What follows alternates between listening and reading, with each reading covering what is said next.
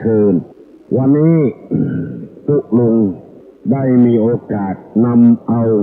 พระธรรมคำสอนในทางพระพุทธศาสนามาเล่ามาอู้มาจ่ามาเอิ้นมานำมาเสนอคือพี่น้องทั้งหลายเหมือนกับทุกวันกูเจ้าตั้งแต่6 โมงไปถึง7 โมงแล้วเอาธรรมะมาเสนอครึ่งชั่วโมงแล้วแถมครึ่งชั่วโมงหลังได้อู้ได้จ่ากับพี่น้องข้องฝ่ายทั้งหลายระหว่าง6 โมงถึง6 โมงเกินนี่ไผ่ฟังโทรมาหาตุลุงเตื้อเพราะว่าเพิ่นได้อัดเสียงของตุลุงไว้แล้วไปต่อกันในวันต่างๆแถมถ้าอู้มาแล้วมันจะสูญกันแล้ว6 โมงเกินไปแล้วเพิ่นจะบาอัดละเพิ่นจะปล่อยให้พี่น้องศรัทธานาบุญทั้งหลายอู้กับตุลุงถามเรื่องราวต่างๆดังตึงวันก่อนที่จะได้นำเอารายการนี้ออกมาเสนอเพื่อพี่น้องทั้งหลายฟังจะตาพี่น้องก็ออกไม่ออกได้ไหว้พระเจ้าพระธรรมพระสงฆ์เพื่อเป็นสิริมงคลกับตัวกับครอบครัวกับพี่น้องเพื่อนบ้านใกล้เคียงก่อน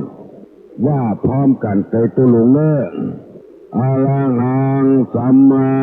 สัมพุทโธภควาพุทธังภวันตังอภิวาเทมิกราบสวากขาโตภควตาธัมโมธัมมังนัมสสามิกราบสุปฏิปันโนภควโตสาวกสังโฆสังฆังนะมามิกราบ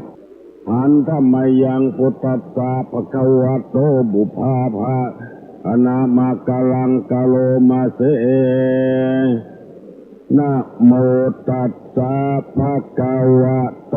อะระหะโตสัมมาสัมพุทธัสสะนะโมตัสสะภะคะวะโตอะระหะโตสัมมาสัมพุทธัสสะนะโมตัสสะภะคะวะโตอะระหะโตสัมมาสัมพุทธัสสะพุทธังสรณังกัจฉามิธัมมังสรณังกัจฉามิสังฆังสรณังกัจฉามิทุติยัมปิพุทธังสรณังกัจฉามิ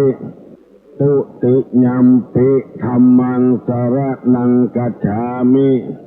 ทุติยัมปิสังฆังสรณังกัจฉามิตติยัมปิพุทธังสรณังกัจฉามิตติยัมปิธัมมังสรณังกัจฉามิตติยัมปิสังฆังสรณังกัจฉามิอิติปิโสภะคะวาอะระหังสัมมาสัมพุทโธวิชชาจารณะสัมปันโนสุขโตโลกวิทูอนุตตโลปุริสาธัมมสารถิสัทธาเทวะมนุษย์สานังพุทโธภควาติสวากขาโตภควตาธัมโมสันติทิโกอาจาลิโกเอหิปัสสิโกโอปัญญิโกปัจจัตตังเวทิตโพวินยูหิติสุปฏิปันโนภควโตสาวกสังโฆอุจุปฏิปันโนภควโตสาวกสังโฆญาญาปฏิปันโนภควโตสาวกสังโฆสามิจิปฏิปันโนภควโตสาวกสังโฆญาติตังจัตตาลิปุริสายุคานิอัฏฐาปุริสาปุคลาเอสะภควโตสาวกสังโฆอาหุไนโยปาหุไนโยทักขิไนโยอ ญชริกาลนิโยอนุตตะลังปุญญเขตังโลกัสสาธิกราบหนึ่ง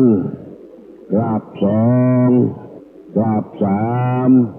ได้สบายอกสบายใจเขาแล้วเนาะได้ไหวพระเจ้าพระธรรมพระสงฆ์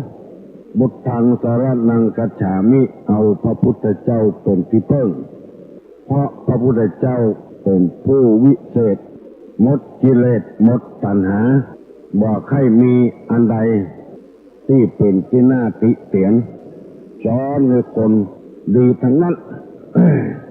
ก่อนที่จะได้นำเอาธรรมะมาเสนอจะได้นำเอากรรมบเก่าคนโบราณเป็นสุภาษิตว่าอย่าไปห้องตุกินข้าวอย่าไปห้องเจ้าขึ้นเฮือนหรือว่าบดีห้องตุกินข้าวห้องเจ้าขึ้นเฮือนเฮากำลังกินข้าวตามโบราณมาตั้งแต่เดียวแขกมากาห้องชวนกันกินข้าวเจอกันมากินข้าวมาคนที่มารยาทดีกินแล้วหลับสบายแล้วเป็นวัฒนธรรมเป็นประเพณีของเราชวนแขกที่มาโดยกินข้าวด้วยกันบอกว่าแขกนั้นจะเป็นพี่เป็นน้องเป็นลูกเป็นหลานมากินข้าวด้วยกันเป็นวัฒนธรรมของคนเรามีสองคนด้วยกันไปเลื่อไม้คนเลื่อไม้นี่กินข้าวลำเหงื่อมันออกพอถึงตึงเมื่อตอนมาก็เตะห่อข้าวกินด้วยกันแล้วก็คนเจ้าดอยเป็นเผ่าอย่างมัวเต้นไปที่ไหนมาหูกายมาเขากำลังกินข้าวอยู่หมอหนึ่งกับปากหม้อห้องคนกินข้าวตัวมาชายมากินข้าวด้วยกันมาอันนั้นก็เป็นธรรมเนียมของเพื่อนถ้าเพื่อนห้องแล้วก็มากินมาได้จะทำให้คนห้องเสียใจสองคนด้วยกันเพื่อนห้องกินข้าวก็เข้ากินด้วยเพื่อนกินไปออกมันจะเสี่ยงละไอ้คนที่บ่ห้องแล้วพลาดเลิศลูกตบขนาดว่าบ่พอหักเลือดนี่บะห่อเข้าสองห่อกิน4 คนมันไปพอกินจะได้อันนี้ก็เป็นสุภาษิตที่ตุลงว่าตัวเจ้ากินข้าวนี่กินตัวเจ้าบ้านบ่ได้เพราะว่ามีศีลนักกว่าเจ้าบ้านกินขี้ซากเจ้าบ้านก็บ่ได้เป็นเด่นเป็นของเหลือจะต้องจัดแจงแต่งขันโตกผู้ดีๆงามๆเอาเกณฑ์เนี่ยก่อนกินอิ่มแล้วก็เอาปอนกันกำมันเนี่ยมันลำบาก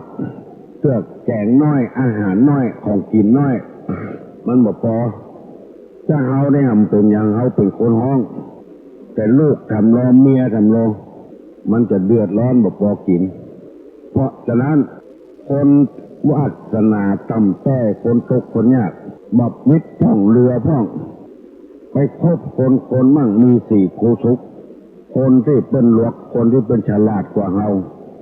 บ่ได้เปรียบสักเทื่อเสียเปรียบตลอดเวลาเป็นว่าถ้ามันสูงเกินสักเอาลำไปก็จะไปคบไปหากระเพิ่นยอมไปเป็นลูกน้องเพิ่นเนี่ยยังจะดีกว่าที่เขาไปคบไปหาสมาคมกระเพิ่นอันนี้ห้องกันว่าบดีห้องพระห้องตุกินข้าว2บดีห้องเจ้าขึ้นเฮือนเพราะเฮือนเฮาแบบใหญ่แบบโตเฮือนเฮาน้อยเอายาเข้าเบ้าเอาเจ้าเข้าเมืองโบราณเป็นว่ามันเป็นของยากตามปกติแล้วจะเจิญเป็น2 ปี 3 ปีจนจะได้มาเอาเปิ้นมาวางลูกนิมิตกาเอาเปิ้นมาวางศิลาฤกษ์กาเอาเปิ้นมายกเจ้าฟ้ากาเอาเปิ้นมายกชัดนิหารกาหมู่นี้ห้องกันว่าเอาเจ้าขึ้นเรือนห้องเจ้าขึ้นเรือนมันเป็นเรื่องที่โอลาหลลำบากจะต้องจัดสถานที่จะต้องงบประมาณจะต้องมีเงินมีทองถ้าเรามีเหลือกินเหลือใจอันนั้นแบบว่าจักหัววิตตินจักตินมิดหัวนั้นจะไปเจิญเพิ่นมาผสมซักอย่าผสมยศผสมเกียรติของเพิ่นมาเอาเจ้าบ้านเจ้าเมืองเอาเนี้ยในตำบลก็เอากำนันในอำเภอก็เอานายอำเภอสูงจำนั่งก็เอาผู้ว่าการจังหวัด ก็ดีเสียงอย่างละเอาไปเสียเงินเสียทองเสียงบประมาณนักลำแล้วคนที่จะจะต้อนรับขับสู้ก็ต้องหยุดการหยุดงานประตกประเสียงกรรมโบราณเป็นว่าอย่างนี้บดีห้องตุกินข้าวบดีห้องเจ้าขึ้นเมืองเฮือขึ้นเฮือนต้องได้เพี้ยวได้พัดผ้ากลัวผ้าผ่อนต้นสบายอันใดอยู่ที่สูงที่ต่ำได้เพี้ยวได้พัดเสียหมดเอายาเข้าเบายากเอาเจ้าเข้าเมืองยากถ้ามันยากจะอันเหลือก็บ่เอามาบ่ต้องไปเจิญกันนะอันนี้หมายถึงคนที่ฐานะที่ต่ำต้อยหมูจักไผ่หมูจักเจ้าจะนายเสียงอันที่เปิ้นเอามานั่นคือเปิ้นหูจักเจ้าหูจักนายเหี่ยก่อนแล้วก็วางแผนงานให้มันถูกต้องไอ้อย่างก็บ่มีสักอย่างมันเดือดร้อนบางทีจำเป็นต้องมีต้นมะพร้าวก็ต้องก้นต้นมะพร้าวมีบะม่วงลำไยก็ต้องปั๊มมดห้องตู้กินข้าวห้องเจ้าคุณเฮือนประเดี๋ยวนี้ตู้ลุงได้นำเอากรรมนี้ไปเสนอให้พี่น้องทั้งหลายแล้วมีหลายคนบอกว่าโอ้เหมาะแต่ตู้ลุงบัลลัมมีไผ่เอามาเสนออย่างอี้ล้ำเหลือคือคนเอาปลายพอดีก็คบคนปลายพอดีจะไปคบคนสูงลงไปเพื่อเกียรติเอาบัตรตันเพิ่นประเดี๋ยวนี้จะเอากรรมว่าผู้ตกต่ำมี5ประการถ้าไผ่ไข้ตกต่ำคือเป็นคนอย่างนี้ถ้าไผ่ไข้หื้อสูงก็อย่าไปทำอย่างนี้คนที่ตกต่ำไปตึงวันที่คนโบราณเป็นว่าเข้าดินเข้าหญ้าไปตึงวันบ่มีเวลาที่จะโง่หัวขึ้นไฟต่ำลงไป1ชอบเล่นการพนัน2ชอบดื่มสุรา3ชอบคบหาภรรยาคนอื่นขอโทษเนื้อขอไอ้สกรรมแล้ว ว่าไปมันใครไอ4คบคนชั่วเป็นมิตร5บอกคบหาคนดี5ข้อเนี้ยลองสังเกตพอมันมีโอกาสจะเป็นคนสูงคนดีตัวเปิ้นแม้แต่เอาเป็นแก่บ้านไผก็บ่เลือกเอามาเป็นผู้ช่วยแก่บ้านก็บ่เลือกเอามาเป็นกรรมการวัดไผก็บ่เลือกเป็นพายหรือก็พายเท่หมดอะเป็นตินมาเป็นสามแตงนี่เป็นการเจ็ดเป็นล้านชุดนี่เป็นพายเท่หมดตกต่ำนอกจากมันเมินจะมีเป็นกิ้งเนี่ยเตื้อแล้วนะเพราะฉะนั้นขอให้พี่น้องข้องฝ่ายผู้ได้ยินได้ฟังแล้วพยายามอย่าไปทำอย่างนี้1ชอบเล่นการพนันชอบกินเหล้าดื่มสุรากินไม่ใช่กินอย่างธรรมดานะกินจนพ่อบุหูขี้มีดังเนี่ย1ชอบเล่นการพนัน2ชอบดื่มสุรา3คบหาเมียเปิ้นเป็นจู้เมียเปิ้นหรือเอาเมีย2คน3คน4คบคนชั่วเป็นมิตร5บ่คบหาคนดีตัวลุงจะได้ขอเมตตาเวลากับพี่น้องทั้งหลายอธิบายเพื่อพี่น้องทั้งหลายฟังการที่ชอบเล่นการพนันนั้นคือเป็นคนมักง่ายลงทุนน้อยจะได้นักบอกว่าจะเป็นอะไรอย่างเป็นทุกหวยเลยแชร์ก็ตามซื้อน้อยแล้วหวังได้กำไรนักอันเนี้ยเป็นคนที่จะต้องเป็นผู้ตกต่ำจะบ่ได้พัฒนาสูงเพิ่นค้าขายลงทุน100เพิ่นได้10 บาทบอกว่าอย่างนั้นซื้อครัวมาขายตามบ้านตามจองเนี่ย100เพิ่นจะได้10 บาทแล้วนะข้าวต้มขนมมาอย่างที่ซื้อลูกเวียงมาอันนี้เพิ่นหูจักกล้าของเงินอันนี้เล่นการพนันมี4คนลงคน10มันจะได้40 บาทลง10เดียวได้40 บาทอันนี้คือได้ง่ายลงไปถ้ามี8คนก็จะได้ลง10เดียวจะได้80 บาทมันลงง่ายถ้าได้ก็ได้นักได้ถึง70 80ก็หูตัวเก่าถ้าเป็นแม่ค้าในลง100จะได้10 บาทเพิ่นหูจักกล้าของเงินคนที่เล่นการพนันมันได้นักลำไปลง10 บาทได้70 บาท ถ้าลงร้อยก็ได้700มันได้ง่ายจ่ายง่ายพี่น้องทั้งหลายลองสังเกตพอบอกว่าไผ่สักคนนะเอาซื้อบะม่วงลูกในเวียงมาน้ำดอกไม้กาบะม่วงอย่างก็ตามด้วยเอามีดมาปอกบางบางเตื้อแล้วเอามาปอกแล้วก็เอามาผ่าเป็นห้อยเป็นก้อนเอามากินกับข้าวด้วยแถมเพราะว่าของนั้นมันแปลงกินกับข้าวด้วยแถมถ้าเป็นมะม่วงบ้านเฮาหล่นมาปกเฮาบ่ได้กินกับข้าวลงมีดก็บ่ปอกอ่ะเอาเขี้ยวงัดเอาเปลือกมันออกเนี่ยงัดใต้งัดเหนือขว้างละเพราะว่ามันได้ง่ายได้บ่ได้แล้วก็เลยกินแล้วก็ขว้างบ่กับข้าวกับน้ำเนี่ยละอุปมาฉันใดการเล่นการพนันก็อย่างนั้นถูกเท่าใดก็ไปหวังมันเลยละมันจะเสี่ยงไปได้ต่อใดก็อย่างนั้นได้แล้วย่ามเอาแถมหมดเนื้อหมดตัวจำนองที่ให้ที่นาอันนี้เรียกว่าชอบเล่นการพนัน2ชอบดื่มสุรายาเมานี่หัวลาน้ำมีการในงานเนี่ยก็เอาเรามากินเฝ้าคนเป็นพญาติก็เอามาไว้ขวดบ้างเพื่อมันบาดตายง่ายเอาเหล้าเป็นเพื่อนคนตายก็เอาเหล้ามาไว้ก่อนจะแต่งงานก็เอาเหล้ามาไว้ก่อนอย่างอื่นเหมาเอาเหล้ามาไว้ก่อนเลี้ยงเขา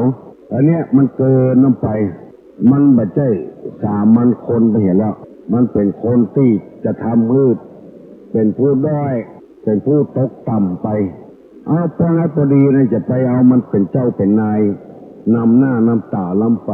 3ชอบคบภรรยาคนอื่นจะไปคิดว่าได้มันมาแล้วจะมั่งมีสีสุขบเรือผัวของมันมีอยู่ลูกกันมันมีอยู่มันยังมาเล่นจู้กับเราอยู่มันยังมาอะไรลูกมันอะไรผัวมันยังใจหม้อมาเล่นเราอยู่คนใจง่ายใจอี้เขาได้มันมาก็แต่เหมาะคนอื่นมาล่อก็ไปหาคนอื่นแต่เหมาะมันมีรักมีฐานหันใจเพื่อนพ้องถ้าเปิ้นมาเล่นเมียเขาก็อย่าเดือดร้อนอย่างเดียวกัน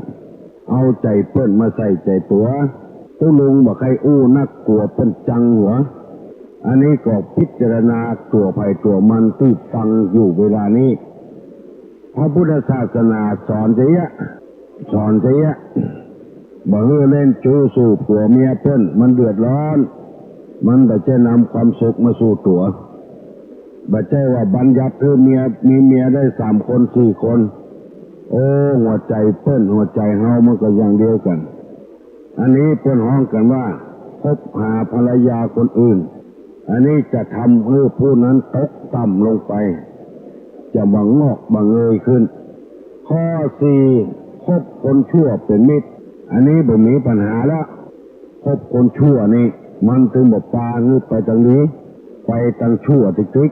ไปทางบดีบดักลูกเก้าหลานเลนลูกเล็กเด็กแดงที่ฟังตู้ลุงอยู่เวลานี้คือพยายามจะไปคบมันขี้ลักขี้จกปาไปเอี่ยวในบาร์ในคับเมื่อค่ำเมื่อคืนหมู่เนี้ยจะไปคบหาสมาคมคบคนชั่วเป็นมิตรข้อที่5บอกคบหากับคนดีไปคบกับคนชั่วคนดีๆชวนไปวัดไปวาชวนไปทำการบ้านมาคบไปชวนคนไปเอี่ยวพุ่นเมื่อตะวานี้มีคนโทรมาหาตุลุงว่าพยายามจะให้คนได้ยินตัวที่ตุลุงออกอากาศเอาออกเครื่องกระจายเสียงได้2-3 วันปรากฏว่ามีเสียงเลือดขึ้นมากำลังรับกำลังนอนรบกวนชาวบ้านต้นก็เลยย่างเหี้ยบ่เสียดปรากฏว่าคนที่เคยได้ยินได้ฟังขอร้องแต่ว่าว่าเอาให้คนได้ฟังหลายๆห้องวิทยุบางคนก็ฮับได้บางคนก็ฮับบ่ได้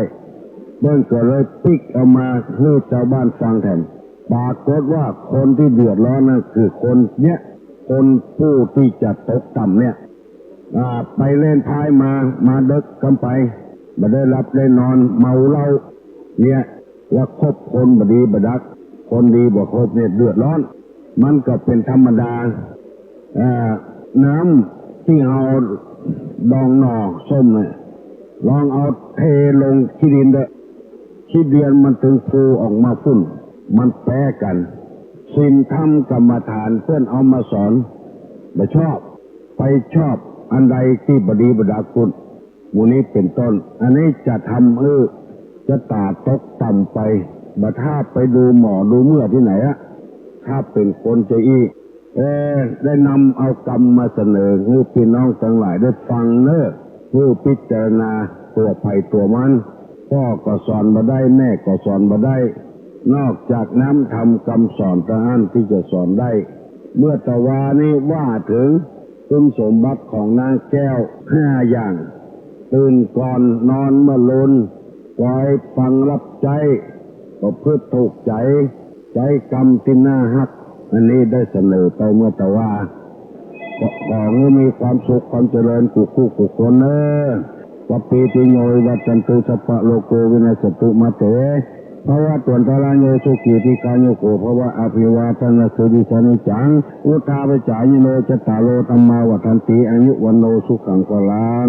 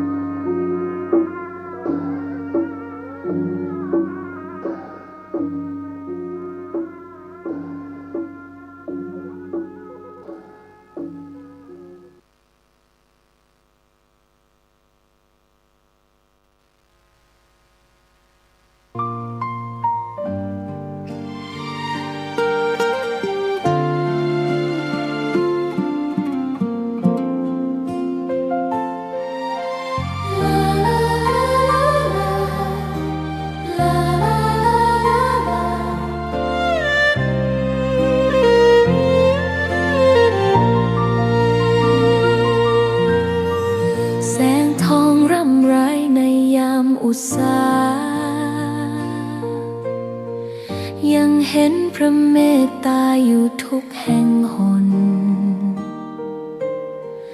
น้ำพระทัยฉโลมใจคนทั่วพื้นแผ่นดินยังอบอุ่นรอยยิ้มพระพักตร์ยังส่องแสงในดวงใจไทยไม่ลืมเสียงสายลมแผ่วเบาเหมือนเอ่ยคำปลอบว่าพระองค์ยังอยู่ใกล้ขอกราบแทบบาทด้วยรักนิรันดร์น้ำตาหลั่งพลันจากใจคนไทยแม้เสด็จสู่ฟ้าไกลแต่พระหฤทัยอยู่ในแผ่นดินนี้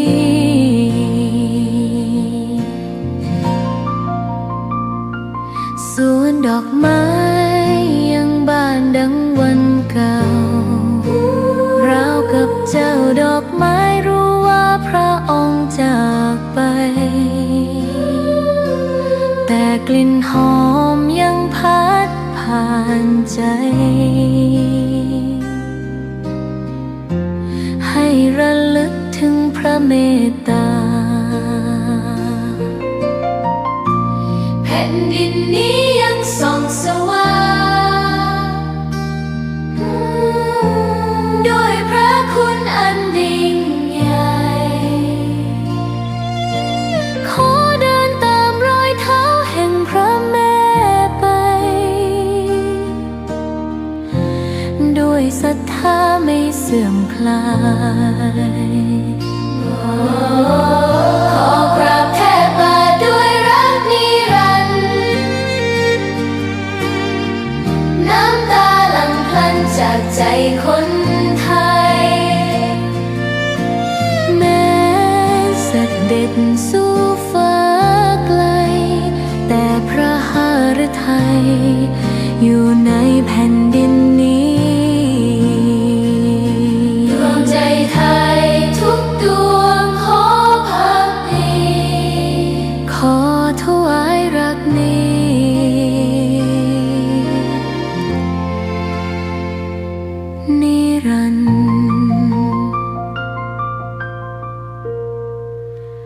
แด่พระพัน